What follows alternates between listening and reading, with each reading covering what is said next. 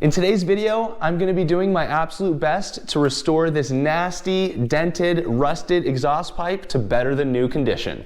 What's going on, everybody? My name's Kincaid, and I'm super excited to bring you the third episode of this YZ300 build series. This is definitely one of the worst exhausts I will have attempted to fix, so we'll see how it goes. In other news, I have an enormous announcement for you guys. I have been long debating doing this for one of my bike builds, and this YZ300 is gonna be the first one. When this bike is finished, one of you will be taking it home. At the moment, it's just a frame, but I promise you in a few months, this is going to be an absolutely badass YZ300 off-road build. It's gonna have a 300 big bore, electric start, 2023 bodywork, among countless other incredible upgrades. If you would like a chance to take the YZ300 home when it's finished, just click the link in the description to enter. Without further ado, let's restore an exhaust pipe.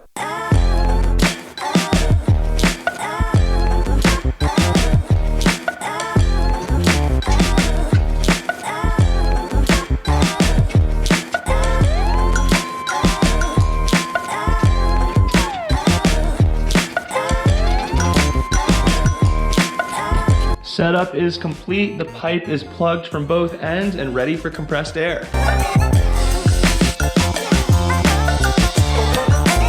Here goes, we're gonna bust out the torch and see if we can pop these huge dents out of this thing.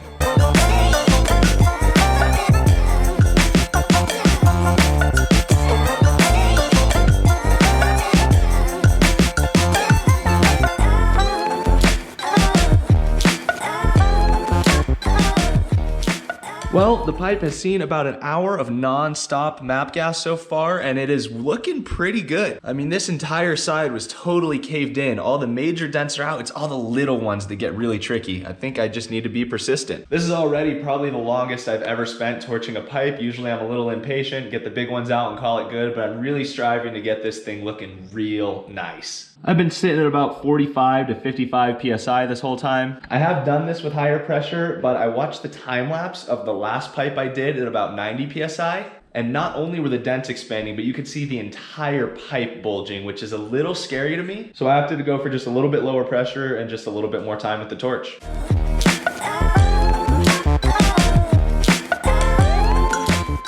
Well, I'll be damned. This thing is legitimately resembling the shape of a two-stroke pipe once again. Look at the bottom of this.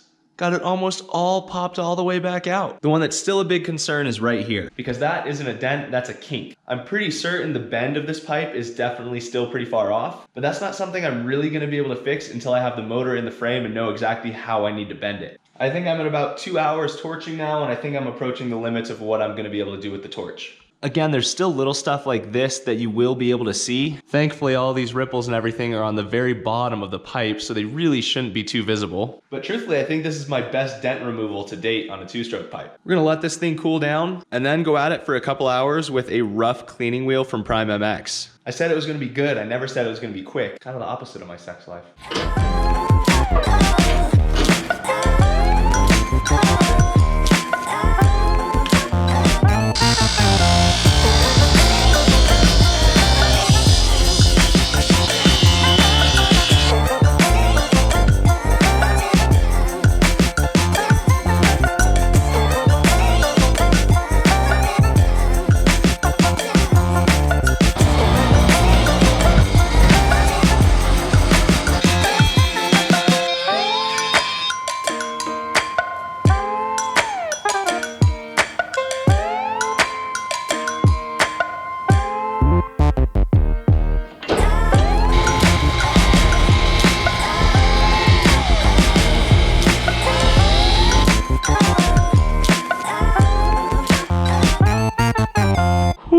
Look at that. I'm incredibly excited with how this part finished up. The dent here popped out real nice. I was able to pretty much fully buff out all those scratches without taking away too much material. I'm gonna glue these welds up and then show you guys the final product.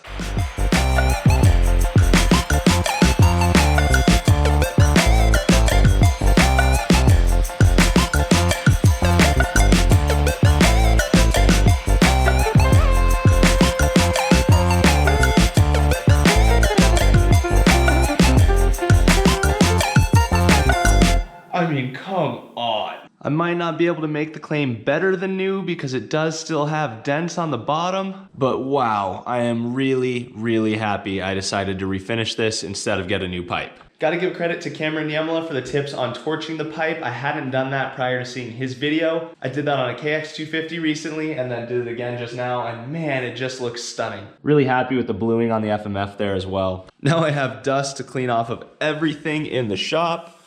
This is why I use a respirator when using the bench buffer with those prime wheels. So I spent the last 2 days just drooling over this header, and now it's time to give the silencer the same treatment.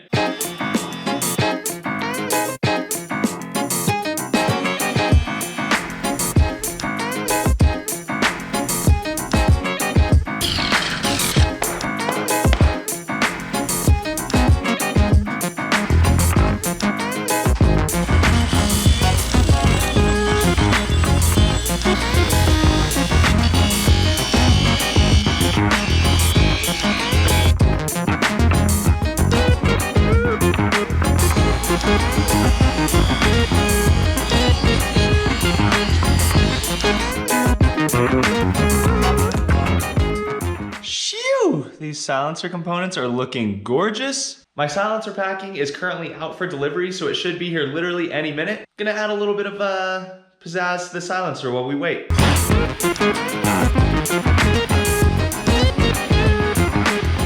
Fresh packing has arrived. Let's finish up this exhaust. So I've done quite a few of these in the past, but this is the first time I've seen this welded onto the core. So per the instructions, I'm supposed to cut this at 3/4 of an inch to 1 inch past the end of the core, but I don't believe that includes this part. Based on the size of the old packing, I think I'm going to match it and cut the blanket around right there.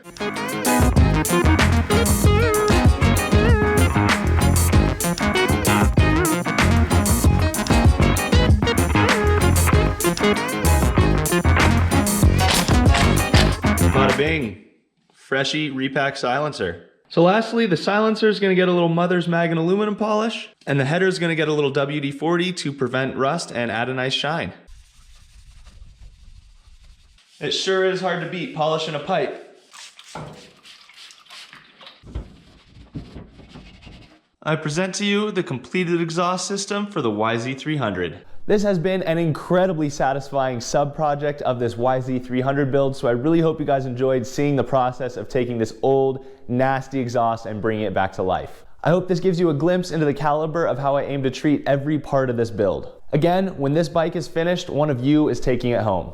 I have it set up so that there are 500 paid entries available at $20 per entry. I did it this way so that you know your odds and you can decide if it's worth entering. You can also see how many entries are remaining, and as long as I sell at least one, the bike is going to somebody. Of course, I would love to break even, but regardless of how many entries sell, somebody is taking this bike home. Over the last couple years, I've realized that I really just love the process of bringing these bikes back to life, and selling them when they're done has just been a means to keep this sustainable for myself. When I realized that maybe I can do that and somebody might win this bike for a $20 investment versus somebody having to pay thousands of dollars for it, that seemed a lot more rewarding and fulfilling to me. Truthfully, I am really looking forward to delivering this bike to one of you guys. The funds from these entries will simply go into the cost of the bike itself, as well as expanding my shop in here so that I can continue to put out quality content and better my bike builds. As I've mentioned in a few recent videos, my next major investment for the shop is a larger air compressor and a blast cabinet so that I can start sandblasting, vapor blasting, and Cerakoting myself right here in this garage. So all that being said, if you enjoyed this video, please don't forget to hit that like button and subscribe to the channel. We're getting awfully close to 50,000 subscribers, and it would be unbelievable to hit that before the end of the year. Thank you guys so much for watching, and I will see you soon with another video.